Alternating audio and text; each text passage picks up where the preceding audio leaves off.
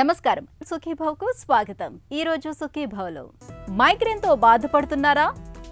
కాలుష్యంతో సంతానలేమి, non stick ప్యాన్లతో పెనుముప్పు, GLP మందులతో దుష్ఫలితాలా? ఇంకా health tip. నిద్ర చాలనప్పుడు, పని ఒత్తిడి ఎక్కువైనప్పుడు తలనొప్పిగా అనిపించడం మామూలే. ఇలాంటప్పుడు ఒక కప్పు కాఫీ లేదా టీ తాగితే వెంటనే తలనొప్పి తగ్గిపోతుంది. అయితే తలనొప్పిలలోనే మైగ్రేన్ అనే మహా తలనొప్పి ఒకటి ఉంది. తలలో నరాలు చిట్లిపోతున్నాయా, తలపై ఎవరైనా సుత్తులతో బాదుతున్నారా అన్నంతగా వేధిస్తుంది. మరీ ముఖ్యంగా మైగ్రేన్ అనేది మహిళల్లో ఎక్కువగా కనిపిస్తుంది. మైగ్రేన్ బాధల్ని తట్టుకోలేక చాలామంది ఆత్మహత్య ఆలోచనలు సైతం చేస్తూ ఉంటారు. నిత్య జీవితాన్ని దుర్భరంగా మార్చే మైగ్రేన్ గురించిన పూర్తి వివరాల్ని ఇప్పుడు తెలుసుకుందాం.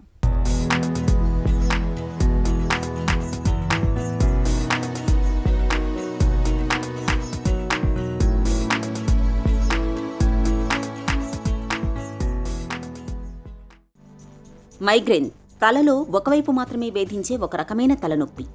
మాడుపై సమ్మటితో బాదుతున్నట్లుగా, రక్తనాళాలు చిట్లిపోతున్నట్లుగా, నరనరాల్లో ఉప్పెనలు పోటెత్తుతున్నట్లుగా మైగ్రేన్ మనిషిని బాధిస్తుంది. ప్రత్యక్ష నరకాన్ని చూపిస్తుంది. మైగ్రేన్ లక్షణాలు సాధారణంగా ఉదయం నిద్ర నుంచి మేల్కొన్నప్పుడు వస్తుంటాయి. తేలికపాటి తలనొప్పితో ప్రారంభమై తీవ్రమైన తలనొప్పి వస్తుంది.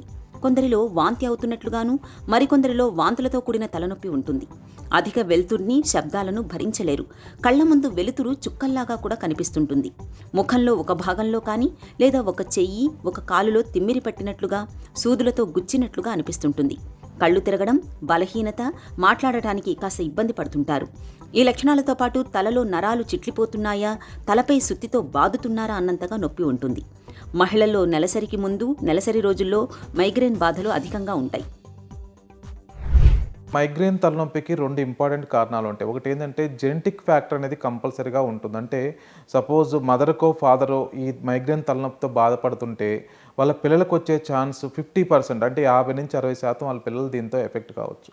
కాకపోతే ఈ జెనెటిక్ కారణాలతో పాటు ఈ జెనెటిక్ ఫ్యాక్టర్తో పాటు ఎన్విరాన్మెంట్ ఫ్యాక్టర్ అనమాట. అంటే ఎన్విరాన్మెంటల్ ఫ్యాక్టర్స్ అంటే ఏంటంటే యూజువల్గా అంటే స్ట్రెస్, ఒత్తిడి కానీ, సపోజు యూజువల్గా ఏంటంటే టైంకి ఫుడ్ లేకపోతే కొన్ని రకాల ట్రిగ్గర్స్ ఉంటాయి మైగ్రేన్ కాజ్ చేసేవి. ఆ ట్రిగ్గర్స్ ఈ జెనెటిక్ ఫ్యాక్టర్స్ యాడ్ అయితే ఈ మైగ్రేన్ తలనొప్పి అనేది యూజువల్గా ఎక్కువసార్లు వచ్చి ఎక్కువసార్లు అంటే దీంతో తీవ్రంగా బాధపడటానికి అవకాశం ఉంటుంది. సో జన్యుపరమైన కారణాలు అనేది మైగ్రేన్లో ఉంటుంది, కారణాలు ఉంటాయి. మైగ్రేన్ తలనొప్పికి అంటే కొన్ని స్పెసిఫిక్గా అంటే చాలా పెక్యులర్ సిమ్టమ్స్ ఉంటాయి అన్నమాట. యూజువల్గా ప్రతి తలనొప్పి యూజువల్గా రెండు వైపులా వస్తుంది. కానీ మైగ్రేన్ అనేది యూజువల్గా ఒకవైపు అంటే ఇద్దరు ఎడం వైపు కానీ కుడివైపు కానీ వస్తుంటుంది. అట్లా అని అంటే ఎక్కువ శాతం మందికి 80% మందికి ఏదో ఒక సైడ్ వస్తుంది. 20% మందికి రెండు వైపులా రావచ్చు. ఒక సైడ్ వస్తేనే మైగ్రేన్ తలనొప్పి అని ఇప్పుడు పెట్టుకోకూడదు. మైగ్రేన్ తలనొప్పితో పాటు వేరే అదర్ లక్షణాలు ఏముంటాయి అనేది ఇక్కడ ఇంపార్టెంట్. ఎక్కువ మందికి మైగ్రేన్ తలనొప్పితో పాటు కడుపులో తిప్పినట్టు ఉంటుంది. కొంతమందికి వామిటింగ్ అవుతుంది, కొంతమందికి వామిటింగ్ కాదు, తిప్పుతానే ఉంటుందన్నమాట.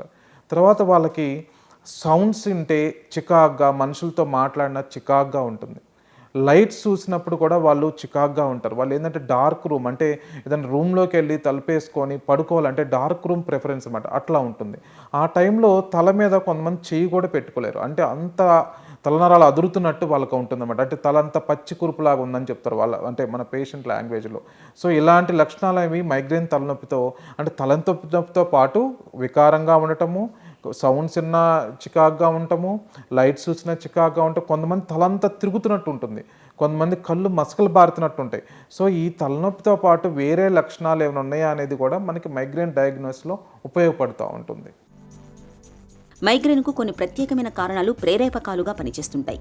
మానసిక ఒత్తిడి, అధిక శ్రమ, ప్రకాశవంతమైన వెలుతురు, నెలసరిలో తేడాలు, గర్భనిరోధక మాత్రలు, మత్తు పానీయాలు, ధూమపానం అలవాటు, ఇవన్నీ మైగ్రేన్ను ప్రేరేపించేవే. మైగ్రేన్లో తలకు ఒకవైపు వెళ్లే నరాలు అకస్మాత్తుగా సంకోచ వ్యాకోచాలకు లోను కావడంతో తలలో నొప్పి మొదలవుతుంటుంది. మైగ్రేన్లో మళ్లీ కామన్ అని, క్లాసికల్ అని రెండు రకాల తలనొప్పులు కనిపిస్తాయి. కామన్ మైగ్రేన్ అనేది ఎక్కువగా మహిళల్లో వస్తుంటుంది. తలలో రెండు వైపులా నొప్పి బాధిస్తుంటుంది. కళ్లల్లో సూదులతో గుచ్చుతున్నట్లుగా నొప్పి ఉంటుంది. ఎక్కువగా కంటి వెనుక భాగంలో ఈ నొప్పి ఉంటుంది. రెండో రకం క్లాసికల్ మైగ్రేన్లో తలనొప్పి ఒక పక్క చెవిపైన మొదలై మొత్తం సగభాగానికి పాకుతుంది. ఒకసారి కుడివైపు కలిగితే మరొకసారి ఎడమ పక్క కలగొచ్చు. ఈ తలనొప్పిని థ్రావింగ్, పల్సేటివ్, పౌండింగ్ తలనొప్పిగా వర్ణిస్తారు. ఎక్కువగా పల్సేటివ్ తలనొప్పి కనిపిస్తుంటుంది. మన జనాభాలో సుమారు 10% మంది మైగ్రేన్ బాధితులని చెబుతారు డాక్టర్లు.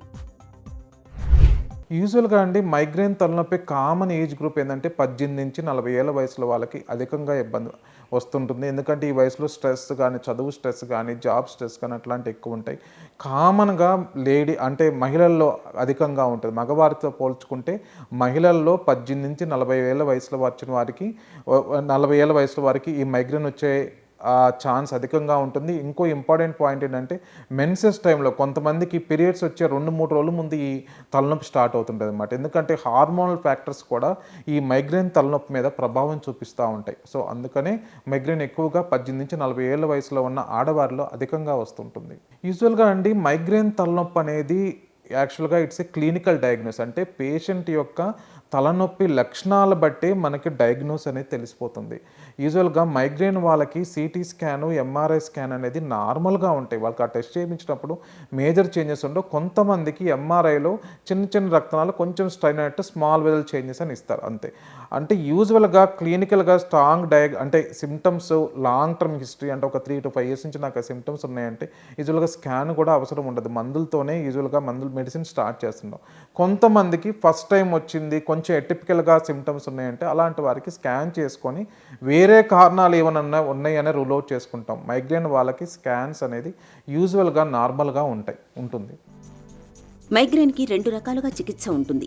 మొదటి రకం చికిత్సలో తక్షణం నొప్పిని నివారించే నొప్పి నివారణలైన డోలో, క్రోసిన్, వాసోగ్రైన్ వంటి మందులు ఇస్తుంటారు. రెండో రకం చికిత్సలో మైగ్రేన్ మళ్లీ రాకుండా ఉండేందుకు దీర్ఘకాలికంగా calcium channel blockers, beta blockers, antihistamine, anti ఎమిటిక్స్ వంటి మందులు వాడాల్సిందిగా సూచిస్తుంటారు. మైగ్రేన్కు ఇటీవలి కాలంలో బొటాక్సిన్ కూడా చికిత్సలో భాగంగా వాడుతున్నారు. తాజాగా జెక్యూటీ ప్యాచ్ అనే కొత్త రకం పట్టీ చికిత్స కూడా ఇటీవలే అందుబాటులోకి వచ్చింది. మైగ్రేన్ వేధిస్తున్నప్పుడు ఈ పట్టీకి గల మీటను నొక్కితే చాలు, మందు చర్మం ద్వారా నేరుగా శరీరంలోకి చేరి మైగ్రేన్ బాధల్ని తగ్గిస్తుంది. యాక్చువల్గా మైగ్రేన్కి ట్రీట్మెంట్ అనేది 2 రకాలుగా ఉంటుందండి. ఒకటి తలనొప్పి వచ్చినప్పుడు ఏ టాబ్లెట్ వాడుకోవాలి, తలనొప్పి రాకుండా ఎలా వాడాలి. యూజువల్గా ఎలా పెడతాం, పేషెంట్ ఏమడుగుతామంటే నెలకి మీకు ఎన్నిసార్లు ఈ తలనొప్పితో బాధపడుతున్నారని అడుగుతాం. నెలకి 3 నుంచి 5 రోజులు ఈ తలనొప్పి వల్ల నాకు ఇబ్బంది అవుతుందంటే యూజువల్గా వాళ్ళకి ప్రొఫైలాక్టిక్ ట్రీట్మెంట్ అంటాం. అంటే రాకుండా మందులు అనేవి ఒక 3 నుంచి 6 నెలల కోర్సు వాడతాం. కొంతమందికి ఏంటంటే నెలలో 1-2 సార్లే వస్తుంది, అంత 1-2 రోజులు వస్తుంది, తర్వాత రాదు. అంటే యూజువల్గా ఆ తలనొప్పి వచ్చినప్పుడు కొన్ని రకాల మందులు వచ్చినప్పుడు మాత్రమే ఒక టాబ్లెట్ వేసుకోమని చెప్తాం. సో మంత్లో 3 నుంచి 5 రోజులు ఈ తలనొప్పితో ఇబ్బంది పడుతుంటే మాత్రమే మనం ఈ ప్రొఫైలాక్టిక్ ట్రీట్మెంట్ అనేది వాడాల్సి ఉంటుంది. చాలామంది ఏమనుకుంటారంటే ఒకసారి మైగ్రేన్ వస్తే జీవితాంతం నాకు మందులు వాడాలని, అట్లా ఉండదండి. చాలా మందికి ఆన్ ఆఫ్ ఫేజెస్ ఉంటాయి. అంటే ఒకసారి ఎపిసోడ్ వచ్చిందనుకోండి, మళ్ళీ 3-4 years తర్వాత మళ్ళీ ఎపిసోడ్ రాదు. ఇదిలో వాళ్ళకి ఏంటంటే ఒక 3 to 6 months కోర్స్ వాడేసి తర్వాత ఎప్పుడైతే మళ్ళీ ఫ్లేర్ అప్ ఎపిసోడ్స్ అంటే మళ్ళీ ఇంకో ఎపిసోడ్ వచ్చిందో అప్పుడే ట్రీట్మెంట్ వాడతాం.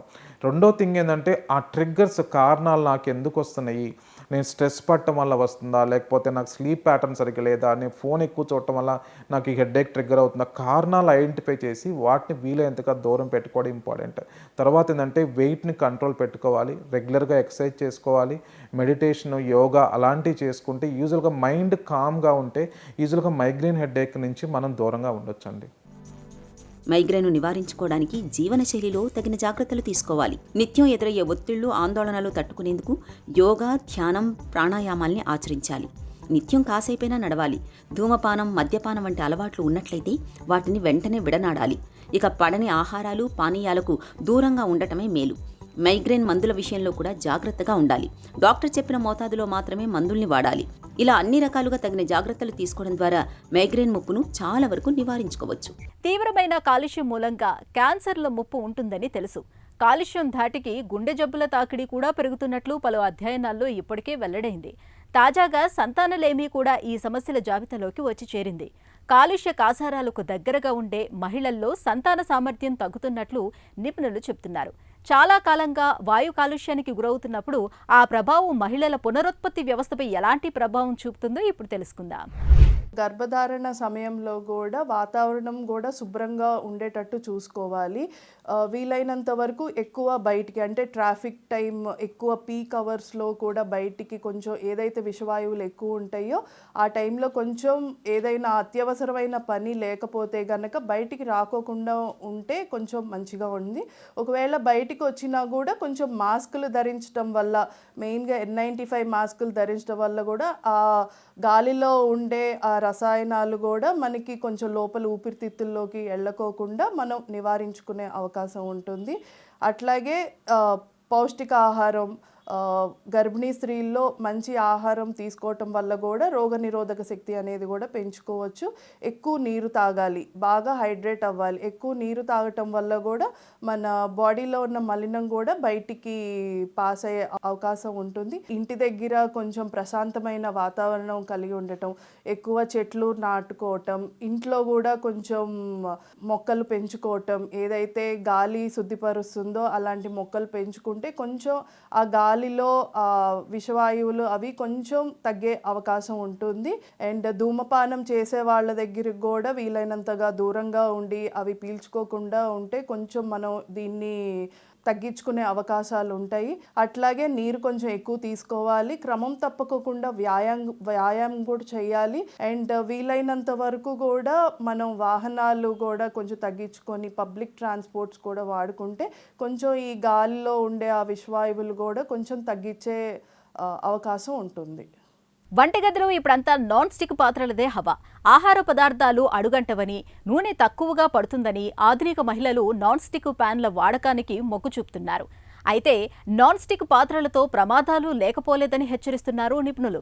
నాన్ స్టిక్ మీద పూత ఊడిపోతున్నప్పుడు లేదా ప్యాన్పై గీతలు పడినప్పుడు మైక్రో ప్లాస్టిక్లు, హానికారక రసాయనాలు ఆహార పదార్థాల్లోకి చేరే ప్రమాదం ఉంటుందని అనేక అధ్యయనాల్లో తేలింది. నాన్ స్టిక్ ప్యానుల వాడకంతో పొంచి ఉన్న ప్రమాదాల గురించి ఇప్పుడు తెలుసుకుందాం.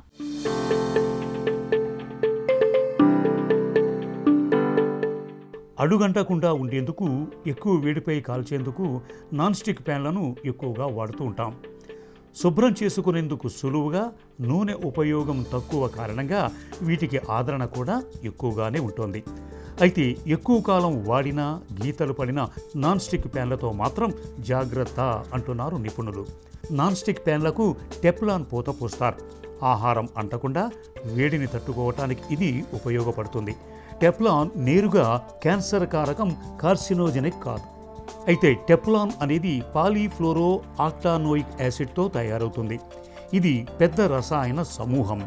PFOAతో టెఫ్లాన్ ప్యాన్లు తయారవటం వల్ల ఆరోగ్య సమస్యలు వస్తాయని 2005లో US ఎన్విరాన్మెంట్ ప్రొటెక్షన్ ఏజెన్సీ గుర్తించింది. 2015లో ప్రపంచ ఆరోగ్య సంస్థలో భాగమైన international agency for research on cancer దీనిపై పరిశోధించింది. PFOA కార్సినోజెనిక్ కాబట్టి అది లేని టెఫ్లాన్ తయారు చేస్తే బాగుంటుందని నివేదికలిచ్చారు. టెఫ్లాన్కు PFOA వాడిన ప్యాన్లను ఉపయోగిస్తే తద్వారా లివర్, కిడ్నీ, టెస్టిస్ క్యాన్సర్లు, థైరాయిడ్ పనితీరు, పిల్లల్లో ఎదుగుదల వంటి వాటిపై ప్రభావం చూపుతుంది. ప్యాన్లపై గరుకుగా ఉండే స్క్రబ్లతో రుద్దటం, స్టీల్, మెటల్ గరిటెలు పెట్టి వాడటం వల్ల కోటింగ్ ఊడిపోతుంది. అవి ఆహారంలో కలిసి జీర్ణ సమస్యలకు దారితీసే అవకాశాలు ఉంటాయి. గీతలు పడిన ప్యాన్ నుంచి ఒక్కో గీతకు 9100 మైక్రో ప్లాస్టిక్ రేణువులు విడుదలవుతాయని అధ్యయనాల్లో తేలింది. ప్రస్తుతం నాన్ స్టిక్ కొనుగోలు చేసేటప్పుడు PFOA ఫ్రీ అనే లేబుల్ ప్యాన్లపై వేస్తున్నారు. వీటిని మాత్రమే తీసుకోవాలని నిపుణులు సూచిస్తున్నారు. ఇక ఏ ఫ్రీ టెఫ్లాన్ ప్యాన్లైనా 260 డిగ్రీల సెంటీగ్రేడ్ దాటి వేడి చేయకూడదని హెచ్చరిస్తున్నారు. ఇలా అత్యధిక వేడిలో వండినప్పుడు పాలీఫ్లోరో కార్బన్ అనే వాయువులు విడుదలై జ్వరం, దగ్గు, ఆయాసం, దీర్ఘకాలంలో క్యాన్సర్ వచ్చే అవకాశాలు ఉంటాయని పరిశోధనల్లో తేలింది. సాధారణ ఉష్ణోగ్రతలతో వంట చేసుకున్నంత వరకు నాన్ స్టిక్ ప్యాన్లతో ఇబ్బంది ఉండదు. అధిక వేడితో ప్యాన్లపై వంటలు చేసి దీర్ఘకాలంలో వచ్చే చిన్న రిస్క్ కూడా తీసుకోకూడదనుకుంటే వీటికి ప్రత్యామ్నాయంగా స్టెయిన్లెస్ స్టీలు, సిరామిక్, మట్టితో తయారు చేసినవి వాడటం ఉత్తమం. కాస్ట్ ఐరన్ ప్యాన్ ఉక్కుతో చేసినవి కావటం వల్ల శరీరానికి ఇనుము పోషకంగా లభిస్తుంది. ఎక్కువ కాలం సైతం మన్నుతుంది. స్టెయిన్లెస్ స్టీల్ ప్యాన్లో రసాయనాలు విడుదల కావు. ఆరోగ్యానికి సురక్షితం. ఎక్కువ వేడి తట్టుకుంటుంది. ఎక్కువ సురక్షితం అనేది నిపుణుల సూచన. సిరామిక్ కోటింగ్ ప్యాన్లు కెమికల్ రహితంగా ఉంటాయి. ఇక మట్టి పాత్రలు, స్టోన్ బ్రాస్, కంచు వంటి సంప్రదాయ పాత్రలు, ప్యాన్లు ఆరోగ్యానికి ఎంతగానో మేలు చేస్తాయి. వంటకానికి సహజ రుచిని అందిస్తాయి. మధుమేహం చికిత్సలో నేడు జీఎల్పీ మందుల రూపంలో సరికొత్త అస్త్రాలు అందుబాటులోకి వచ్చాయి. రక్తంలో గ్లూకోజ్ నియంత్రణ కన్నా మధుమేహంతో తలెత్తే గుండె జబ్బు, పక్షవాతం, కిడ్నీల వైఫల్యం, కాలేయ క్యాన్సర్ వంటి ముప్పు కారకాలను నివారించడమే తొలి ప్రాధాన్యంగా ఈ మందులు చేస్తాయి. ప్రపంచవ్యాప్తంగా ఇప్పుడిప్పుడే ప్రాధాన్యం పొందుతున్న ఈ జీఎల్పీ మందులతో కొన్ని దుష్ఫలితాలు కూడా ఉంటున్నట్లు అధ్యయనాల్లో తేలింది. మన భారతీయుల్లో జీఎల్పీ మందుల తాలూకు దుష్ఫలితాల తాకిడి ఎక్కువగా ఉంటుంది. ఈ నేపథ్యంలో జీఎల్పీ మందులతో కనిపిస్తున్న దుష్ఫలితాలు, వాటిని అధిగమించేందుకు తీసుకోవాల్సిన జాగ్రత్తల గురించి డాక్టర్ని అడిగి ఇప్పుడు తెలుసుకుందాం.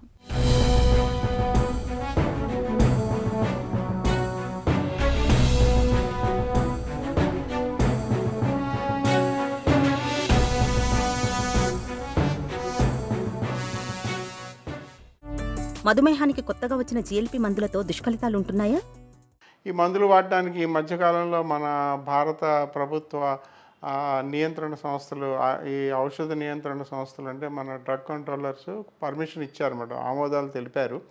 కొన్ని షరతులకు లోబడి. ఎలా అన్నారంటే, బాగా లావుగా ఉన్నవాళ్ళు అంటే బిఎంఐ, ఈ బాడీ మాస్ ఇండెక్స్, దానిలో 30 నెంబర్ దాటితే తప్ప ఈ మందులు వాడకూడదని చెప్పి, డయాబెటీస్ లేని వాళ్ళు వాడకూడదని చెప్పి కొన్ని షరతులు విధించారు. ఆ షరతులకు లోబడి ఈ మందుల్ని డయాబెటీస్ లేని వాళ్ళు కూడా వాడుకోవచ్చు అన్నమాట.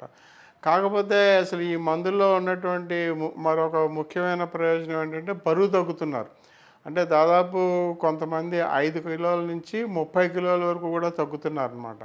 బరువు తగ్గడం అనేది మంచి విషయమే, కానీ మరీ ఎక్కువగా సంవత్సరంలోనే 5 కిలోలు, 10 కిలోలు, 15 కిలోలు తగ్గిపోతున్నట్లయితే కొన్ని సమస్యలు కూడా రావచ్చు డయాబెటీస్ ఉన్న వాళ్ళల్లో. జీఎల్పీ మందులతో తలెత్తే దుష్ఫలితాలు ఎలా ఉంటున్నాయి? ఈ మందు ముఖ్యంగా మనం తీసుకున్నటువంటి ఆహారాన్ని వెంటనే జీర్ణం కానివ్వకుండా మన ఆహార నాళికలోను జీర్ణాశయంలోని ఒక గంట సేపు లేదా గంట కన్నా ఎక్కువసేపు ఉండిపోయేటట్టు చేస్తుంది. మామూలుగా తొందరగా ఒక 30 గంటలోపు ఆ జీర్ణాశయంలోంచి చిన్న ప్రేవుల్లోకి వెళ్ళిపోవాల్సిన ఆహారం ఈ మందులు వాడే వాళ్ళలో ఇంకొంచెం ఎక్కువసేపు ఉండటం వలన మన ఛాతీలోనే కడుపులో నొప్పి రావటం, మంట రావటం, గ్యాసు, తేన్పులు, వాంతులు వికారంగా ఉండటం ఇవన్నీ జరుగుతాయి అన్నమాట. ఇవన్నీ జరగడానికి కారణం ఏంటంటే ఆహారం వెంటనే జీర్ణం అవ్వకుండా జీర్ణాశయంలోనే ఎక్కువసేపు ఉండిపోవటం. అలాగే ఈ ఆహారం జీర్ణాశయం నుంచి చిన్న ప్రేవుల్లోకి వెళ్ళిన తర్వాత కూడా అక్కడ గంటల తరబడి ఆలస్యం అవుతుంది మొత్తం జీర్ణం అవడానికి ఈ ఆహారం తీసుకునే వాళ్ళకి. ఎందుకంటే అందులో జీర్ణాశయం తర్వాత ఉన్నటువంటి చిన్న ప్రేవులు, పెద్ద ప్రేవుల యొక్క కదలికలు తగ్గిపోతాయి, మందగిస్తాయి అన్నమాట. తగ్గిపోవడం వలన కూడా అక్కడ ఆహారం నిల్వ ఉండిపోయి, ఆ ఆహారం నిల్వ ఉండటం వలన అందులో ఎక్కువ వాయువులు, ముఖ్యంగా మలిన చెడు వాయువులు రావటం, అంటే గ్యాస్ ఎక్కువైందని చెప్పుకుంటాం కదా అది. తర్వాత కడుపు నొప్పి రావటం, కడుపు ఉబ్బరంగా ఉండటం, డిస్టెన్షన్ ఆఫ్ అబ్డమెన్ ఉబ్బరంగా ఉండటం, తర్వాత మోషన్ అంటే మన మలబద్ధకం జరగటం, తర్వాత కొంతమందికి అయితే మలబద్ధకం 2-3 రోజుల తర్వాత విరోచనాలు అవుతాయి అన్నమాట. అది కూడా ఒక సమస్య. ఆహారపు అలవాట్లలో మార్పు ద్వారా జీఎల్పీ మందుల దుష్ఫలితాలను తగ్గించుకోవచ్చా? పీచు పదార్థాన్ని మరీ ఎక్కువగా తీసుకోకూడదు, అంటే ఫైబర్ తగ్గించుకోవాలి. అలాగే తృణధాన్యాలు కూడా తగ్గించుకోవాలి. తేలిగ్గా జీర్ణమైనటువంటి ఆహార పదార్థాలు తీసుకోవాలి. తర్వాత ఆహారం అంతా కూడా ఒక్కసారే కాకుండా కొద్దిగా తీసుకోవాలంటే ఇదివరలో మేము చెప్పేవాళ్ళం ప్రతి 3 గంటలకి 4 గంటలకి డయాబెటీస్ వాళ్ళు తీసుకోవాలండి అని చెప్తాం. అలాగే డయాబెటీస్ ఉన్నా లేకపోయినా కూడా ఆహారం ఒక్కసారే ఎక్కువ పరిమాణంలో కాకుండా తక్కువ పరిమాణంలో ఎక్కువసార్లు తీసుకోవాలి. మరో ముఖ్యమైన విషయం ఏంటంటే ఆహారం తీసుకుంటున్నప్పుడు మంచినీళ్ళు తాగినట్లయితే అది ఆహారంతో కలిసి అది కూడా గ్యాస్ ఎక్కువ తయారవడానికి, అంటే వాయువులు ఎక్కువ తయారవడానికి తోడ్పడుతుంది. కాబట్టి కొంచెం ఆహారం తీసుకున్నప్పుడు నీళ్లు తాగడం తగ్గించుకోవాలి.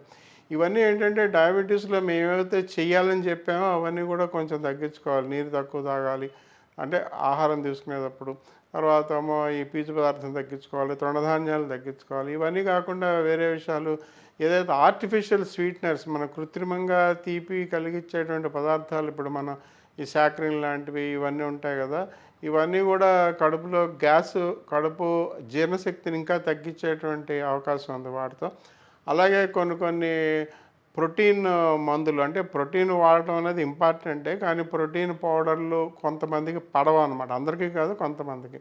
వాళ్ళకు కూడా కడుపులో గ్యాస్ ఎక్కువ తయారవటం, కడుపులో ఈ జీర్ణశక్తి మందగించడానికి అవి కూడా దోహదం చేస్తున్నాయి. ఎముకలు పెళుసుగా మారడం, కండరాలు బలహీనం అవడాన్ని ఎలా నివారించుకోవాలి? ముఖ్యంగా తెలుసుకోవాల్సింది ఏంటంటే, ఈ మందులు వాడే వాళ్ళకి సార్కోపీనియా అండ్ ఆస్టియోపీనియా, అంటే మందులు మరీ ఎక్కువగా డోసుల్లో వాడి ఎక్కువ రోజులు వాడిన వాళ్ళకి మన కండరాలు కరిగిపోతుంది, సార్కోపీనియా అంటారు. అలాగే ఆస్టియోపీనియా అంటే ఎముకలు కూడా కరగచ్చు. కాబట్టి అది నివారించుకోవడానికి ప్రోటీన్ పౌడర్లు ఎక్కువగా తినమంటున్నాం అనమాట. కానీ ప్రోటీన్ పౌడర్లు అన్నీ కూడా అందరికీ జీర్ణం కాదు. ఎవరికైనా ప్రోటీన్ పౌడర్ వలన, ప్రోటీన్ పొళ్ళు వాటి వలన సమస్యలు ఉన్నట్లయితే వాడకూడదు. ఇది ప్రపంచ దేశాల యొక్క సలహా ఏమిటంటే, ఈ మందులు వాడేవాళ్ళు 1.3 గ్రాములు కిలోకి, మనిషి బరువు, కిలో బరువుకి 1.3 గ్రాముల చొప్పున ప్రోటీన్, అంటే ఇది దాదాపు 70 గ్రాముల నుంచి 100 గ్రాముల ప్రోటీన్ పౌడర్లు వాడాలి. ఇది కొంచెం ఎక్కువే, కానీ ఈ ప్రోటీన్ పౌడర్లు వాడాల్సిన అవసరం కొంతమందిలో రావచ్చు. ఎవరికి సార్కోపీనియా ఉంది, ఎవరికి ఆస్టియోపీనియా ఉన్నది పరీక్షల ద్వారా డాక్టర్లు నిర్ణయిస్తారు. అలాగే వారానికి 2 సార్లైనా కూడా ఈ కండరాల యొక్క శక్తిని పెంచుకునేటువంటి ఎక్సర్సైజులు ఉంటాయన్నమాట, వ్యాయామాలు, అవి కూడా చేయాలి. కాబట్టి ఆస్టియోపీనియా, సార్కోపీనియా అనేటువంటి కొన్ని సమస్యలు మంచి విషయాలు కాదు. కాబట్టి ముందుగానే గ్రహించి వాటిని నివారించుకోవడం, లేదా వచ్చినట్లయితే వాళ్ళకి చికిత్సలు తీసుకోవడం డాక్టర్ సలహాతో చేసుకోవాలి. జిఎల్పి మందులతో తలెత్తే నష్టాన్ని నివారించుకోవటం ఎలా? తరచూ ఎలాంటి పరీక్షలు చేయించుకుంటూ ఉండాలి? డయాబెటీస్ వాళ్ళందరికీ కూడా సంవత్సరానికి ఒకసారి రెటినా పరీక్ష చేసుకోమని చెప్తాం కదా. దాంతోపాటు మ్యాక్యులా పరీక్షలు కూడా ఉంటాయన్నమాట. ఉట్టి రెటినోపతి కాకుండా వేరే మ్యాక్యులా పరీక్ష కూడా చేసుకుని ఈ 6 నెలలకు ఒకసారైనా చేసుకున్నట్లయితే ఇలాంటి కంటి వ్యాధులు వచ్చేటువంటి అవకాశం ఉన్నట్లయితే ముందుగానే తెలుసుకుని మనం ఈ మందులను తగ్గించుకోవటం కానీ, లేదా వాటికి ప్రత్యేకమైన కంటి చికిత్సలు చేసుకోవటం కానీ చేసుకోవచ్చు అన్నమాట. ఇది కాకుండా సీసెల్ ట్యూమర్ అని చెప్పి మనకి మెడులరీ కార్సినోమా అంటాం, థైరాయిడ్లో వస్తుంది, థైరాయిడ్ గ్రంథిలో వస్తుంది. అది ఉందా లేదో తెలుసుకోవడానికి కాల్స్టోనిన్ అనే పరీక్ష చేసుకోవాలి. ఇది కూడా 6 నెలలకు ఒకసారి ఈ మందులు వాడే వాళ్ళంతా వేసుకున్నట్లయితే ఆ సీసెల్ ట్యూమర్లు రాకుండా నివారించుకోవడానికి, ఒకవేళ వచ్చినట్లయితే వాటికి తగిన చికిత్స చేసుకోవడానికి ఈ మెడులరీ సెల్ కార్సినోమా అన్నమాట, దాని గురించి కూడా తెలుసుకోవాలి. మధుమేహంతో తలెత్తే ముప్పుల్ని తప్పించడమే ప్రధాన లక్ష్యంగా పనిచేసే జిఎల్పి మందులతో సమస్యల కన్నా ప్రయోజనాలు ఎక్కువ.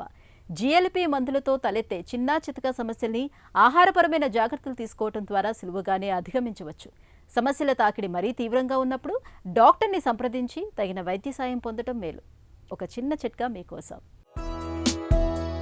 తరచూ వాంతి అవుతున్నట్లుగా వికారంగా ఉంటున్నప్పుడు ఉదయం పూట ఒక గ్లాసు నీటిలో కొద్దిగా జీలకర్ర పొడిని కలుపుకొని తాగడాన్ని అలవాటు చేసుకోండి. వాంతి, వికారం ఇట్టే తగ్గిపోతాయి.